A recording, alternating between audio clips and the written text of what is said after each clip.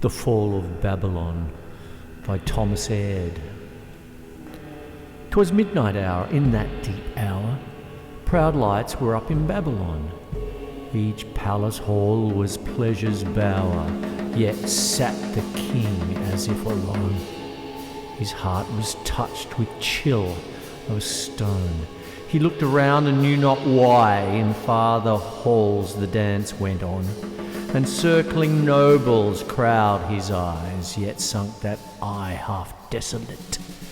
His glance relaxed, its princely reign fell on his heart a gloomy weight, like sense of sure not distant pain. Even beauty's eye was light in vain. The distant mirth was half a scream, and bowing nobles seemed again the figures in a ghastly dream. The tide of mirth that flowed the scene seemed broke with pauses fearfully, and boding silence sunk between, like deeps in the enridged sea. Thus bowed by sense of near decree, the monarch's heart forsook the hall. That dreadful hour came suddenly, a darkness blotting half the wall, and fiery signs in lettered row began to run along the gloom. Their spangled lightnings chase and show. An eager hand and mighty plume declare the lines and spell the doom. The pen and hand have passed away. A monarch's pride, his looks presume to ask for more, to scorn their stay. One moment, but the furrows tell of trembling visage all he dreads. From round him like a garment fell the pomp of proud encircling heads, and beauty hid her startled lids, and boldest looks were smote to earth. The shuddering cry of horror spreads and gains upon the distant mirth. Their lustre smote his pallid brow, till haughty glance he dared and took, then sunk their fires and seemed to bow, and caught the monarch's steady look. But who their calm control might brook? And deeper sunk the monarch's head. Again the lines careering shook, and blazed impatient to be read. A pause like death, and far was heard the coming sound of stately feet. High prophet, old and mystic bard, hut left his nightly tranced seat. Who dared the hour and bade them meet? Bold virgin queen, when men were dumb, 1,000 hearts the vision greet. The star-taught shall these sages come, their mystic garments strangely shone, by lights eclipsed of steady flame, but rayless length and sweeping on. Through lane of prostrate heads they came, emboldened by the astral name. 1,000 aspects thronged the hall, the monarch owned their ancient fame, and pointed to the wall, the wall! The seers of age the front resign, the younger have not dared to speak. The elements had there no sign, the wisdom of the stars was weak, and horror blanched the monarch's cheek, and half was wrath. A sword might slay these children of an idle freak. They bowed and looked and passed away. Yet, sire, again I dare to call. Behold the seer of Judah's land. He stood betwixt the king and wall, a youthful front of deep command. He turned his soul, the words have scanned. In silence thrice proclaim abroad. 'Gainst prophet boom he waved his hand, and boldly read the lines of God. Thy scale is light, though filled with blood. The kingdom is another's dower. On high shore, on Euphrates' flood, a warrior stood in midnight hour. He pondered much on thrones and power, but God came down and ruled his soul. My sword against Babylon devour. This night is in that stern control. seemed smote with dread the marble stone, as went the prophet's footsteps slow. The lustrous lines against him shone, and made him like an angel glow. And thrice he turned and bowed him low, and thrice he wept for Babylon. That shout of joy over murmured woe, the figures from the wall are gone. 1,000 thwarting cries of multitudes confused and driven, cry from Euphrates' bed they rise, like warriors of an angry heaven. With nearer shouts the palace riven, and nearer crowds the danger bring. The Persian swords, nor space is given to throng around their slaughtered king.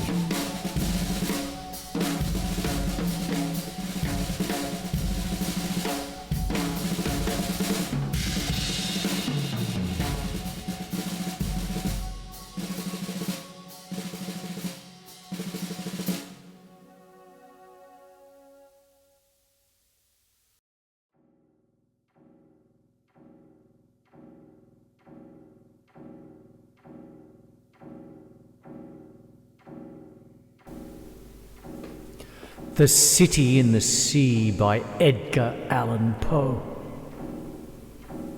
Lo, death has reared himself a throne in a strange city lying alone far down within the dim west, where the good and the bad and the worst and the best have gone to their eternal rest.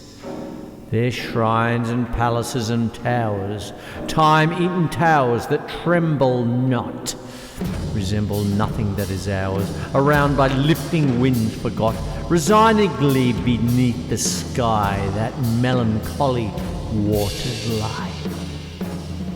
No rays from the holy heaven come down on the like night time of that town, but light from out the lurid sea streams up the turrets silently, gleams up the pinnacles far and free, up domes, up spires, up kingly halls, up fanes, up Babylon like walls, up shadowy long forgotten bowers of sculptured ivy and stone flowers, up many and many a marvellous shrine whose wreathed friezes intertwine.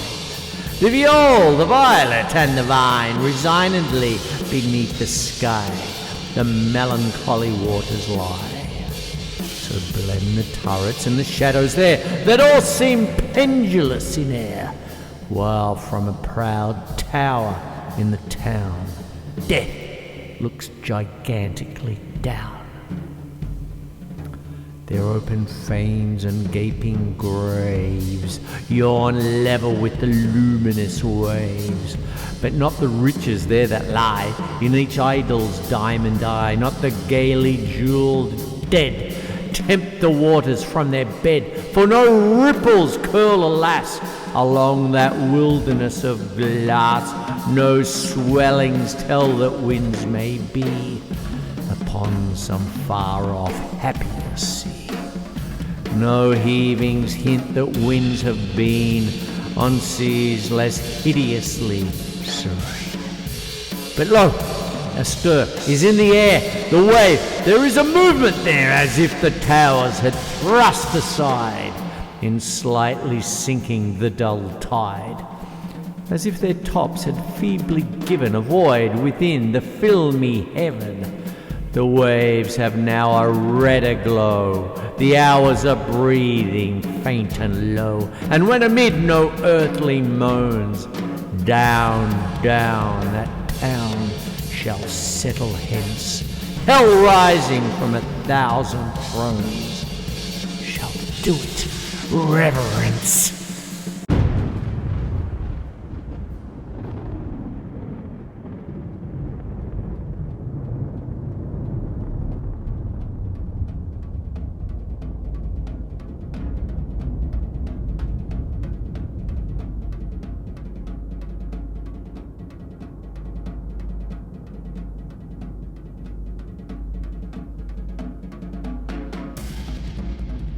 Questions from a Worker Who Reads by Bertolt Brecht. Who built Thebes of the 7 gates? In the books you will find the names of kings. Did the kings haul up the lumps of rock? And Babylon, many times demolished, who raised it up so many times? In what houses of gold, glittering Lima, did the builders live? Where, the evening that the wall of China was finished, where did the masons go? Great Rome, full of triumphal arcs, who erected them? Over whom did the Caesars triumph? Had Byzantium, much praised in song, only palaces for its inhabitants? Even in fabled Atlantis, the night the ocean engulfed it, the drowning still bowled for their slaves. The young Alexander conquered India. Was he alone? Caesar beat the Gauls. Did he not even have a cook with him? Philip of Spain wept when his armada went down. Was he the only one to weep? Frederick II won the 7 Years' War. Who else won it? Every page of victory. Who cooked the feast for the victors? Every 10 years a great man. Who paid the bill? So many reports, so many questions.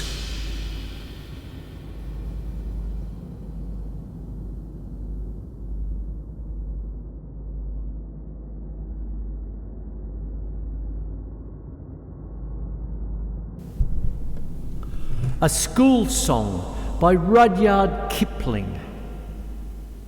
Let us now praise famous men, men of little showing, for their work continueth, and their work continueth broad and deep, continues greater than their knowing. Western wind and open surge took us from our mothers, flung us on a naked shore, 12 bleak houses by the shore, 7 summers by the shore, mid 200 brothers. There we met with famous men set in office over us, and they beat on us with rods, faithfully with many rods, daily beat us on with rods, for the love they bore us. Out of Egypt, unto Troy, over Himalaya, far and sure our bands have gone, high Brazil or Babylon, islands of the southern run and cities of Cathalia. And we all praise famous men, ancients of the college, for they taught us common sense, tried to teach us common sense, truth and God's own common sense, which is more than knowledge. Each degree of latitude strung about creation, see the one or more of us of one muster, each of us, diligent in that he does, keen in his vocation. This we learned from famous men, knowing not its uses when they showed in daily work. Man must finish off his work, right or wrong, his daily work, without excuses. Servant of the staff and chain, mine and fuse and grapnel, some before the face of kings, stand before the face of kings, bearing gifts to divers kings, gifts of case and shrapnel. This we learn from famous men, teaching in our borders, who declared it was best, safest, easiest and best, expeditious, wise and best to obey your orders. Some beneath the further stars bear the greater burden, set to serve the lands they rule, save he serve, no man may rule. Serve and love the lands they rule, seeking praise, not guerdon. This we learn from famous men, knowing not we learnt it. Only as the years went by, lonely as the years went by, far from help as years went by, plainer we discerned it. Wherefore praise we famous men, from whose bays we borrow, that they put aside today all the joys of their today, on with toil of their today, bought for us tomorrow. Bless and praise we famous men, men of little showing, for their work continueth, and their work continueth, broad and deep continueth, great beyond their knowing.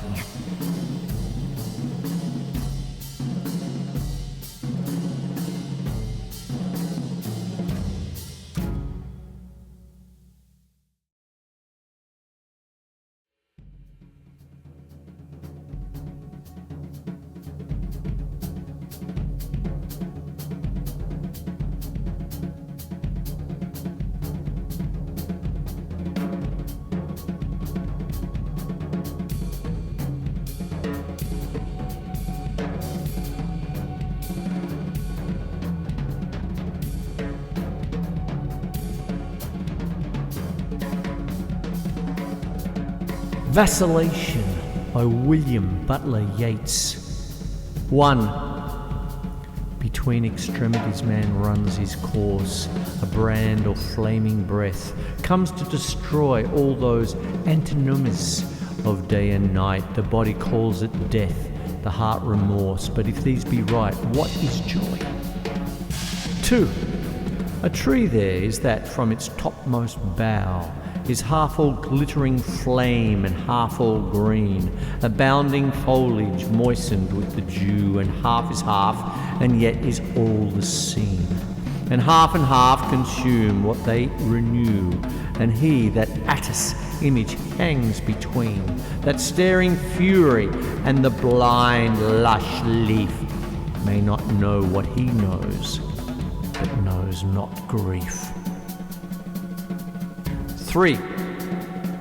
Get all the gold and silver that you can. Satisfy ambition. Animate the trivial days and ram them with the sun. And yet upon these maxims meditate. All women dote upon an idle man. Although their children need a rich estate, no man has ever lived that had enough of children's gratitude or woman's love. No longer in Lethean foliage court begin the preparation for your death. And from the 40th winter by that thought, test every work or intellect or faith, and everything that your own hands have wrought, and call those works extravagance of breath that are not suited for such men as come proud, open-eyed, and laughing to the tomb. 4. My 50th year had come and gone. I sat, a solitary man, in a crowded London shop, an open book and empty cup on the marble table top. While on the shop and street I gazed, my body of a sudden blazed, and 20 minutes more or less it seemed so great my happiness that I was blessed and could bliss. 5. Although the summer sunlight filled cloudy leafage of the sky, or wintry moonlight sink the field in storm-scattered intricacy, I cannot look thereon, responsibility so weighs me down. Things said or done long years ago, or things I did not do or say, but thought that I might say or do, weigh me down, and not a day but something is recalled, my conscience or my vanity appalled. 6. A rivery field spread out below, an odour of the new-mown hay. In his nostrils the great Lord of Chow cried, casting off the mountain snow, let all things pass away. Wheels by milk-white asses drawn, where Babylon or Nineveh rose.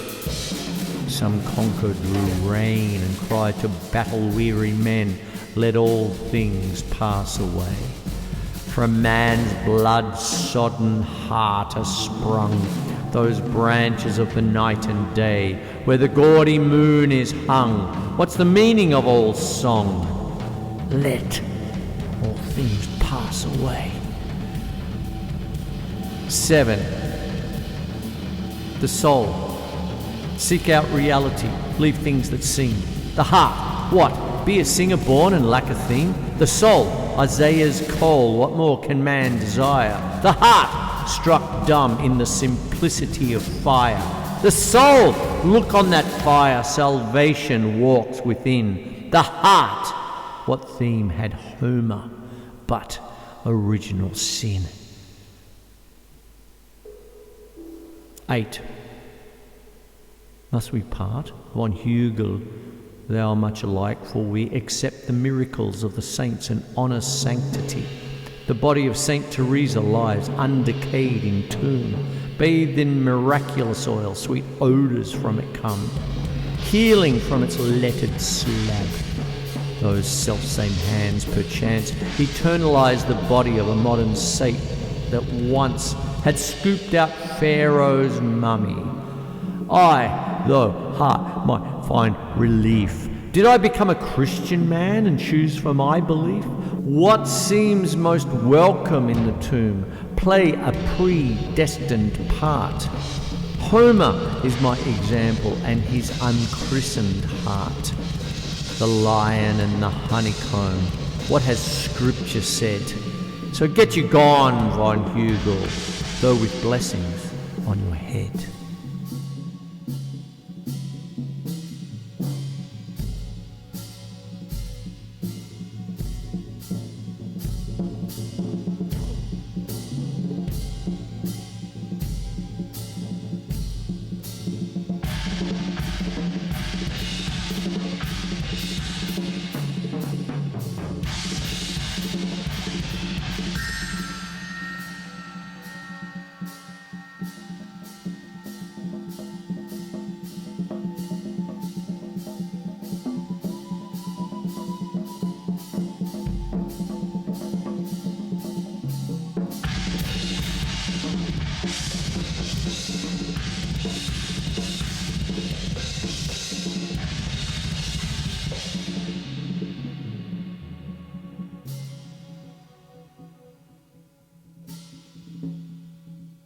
By the rivers of Babylon we sat down and wept.